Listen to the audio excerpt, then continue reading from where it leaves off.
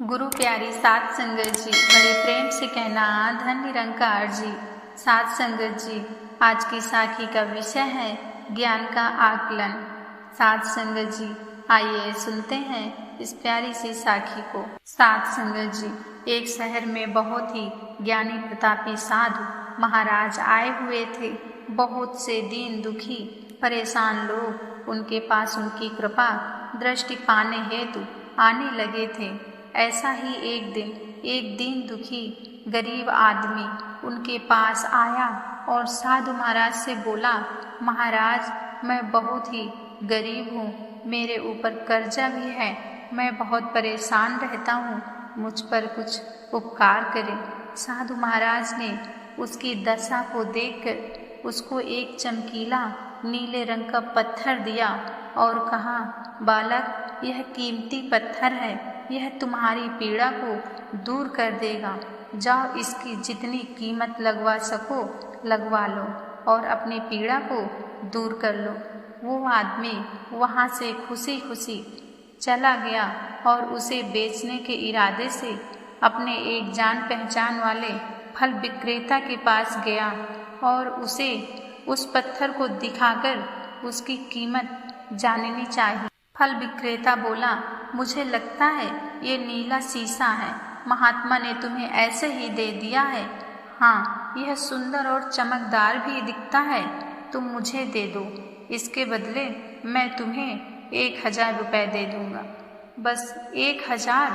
वह आदमी निराश होकर अपने एक अन्य जान पहचान वाले के पास गया जो कि बर्तनों का व्यापारी था।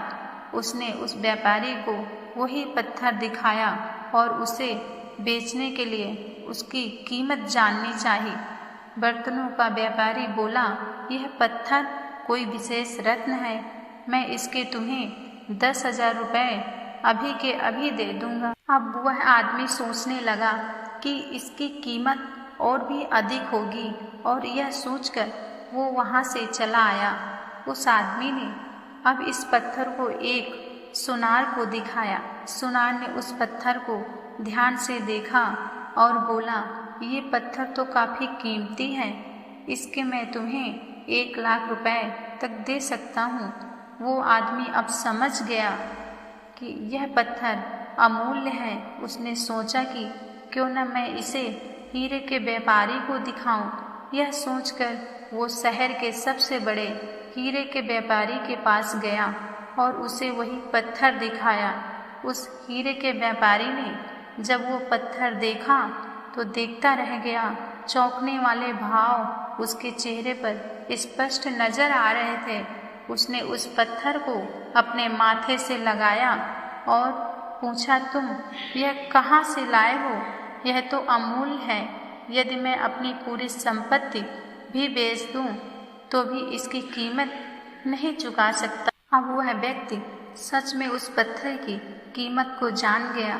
साध संगत जी, इस साखी से हमें यह सीख मिलती है कि जैसे उस हीरे की कीमत का सही आकलन एक हीरे का व्यापारी ही कर पाया, ठीक उसी तरह आपका लक्ष्य भी एक अनमोल रत्न है और उसकी कीमत यानी उसको प्राप्त करने का ज्ञान आपको उस रत्न का व्यापारी ही बता सकता है। साध संगत जी, कहते हैं कि किसी काम को करने की जितनी नीति अच्छी होगी उतनी ही उन्नति भी अच्छी होगी।